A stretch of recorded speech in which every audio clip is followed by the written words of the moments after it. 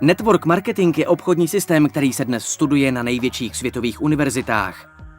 V této oblasti podnikání je možné si vybudovat úspěšnou firmu bez nutnosti investovat kapitál.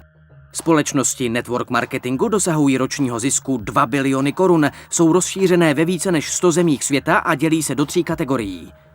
Do první kategorie patří zavedení giganti. Jsou to velké společnosti, které působí na trhu již řadu let. V těchto networkových společnostech je prostor pro další růst velmi omezený a lidé, kteří dosáhli vysokých zisků, jsou ti, kteří začínali v době vzniku společnosti. Do druhé kategorie patří společnosti s nízkým a pomalým růstem, pro které je hlavním cílem prodávat, neustále volat jiným lidem a přesvědčovat je, aby si zakoupili nějaký produkt.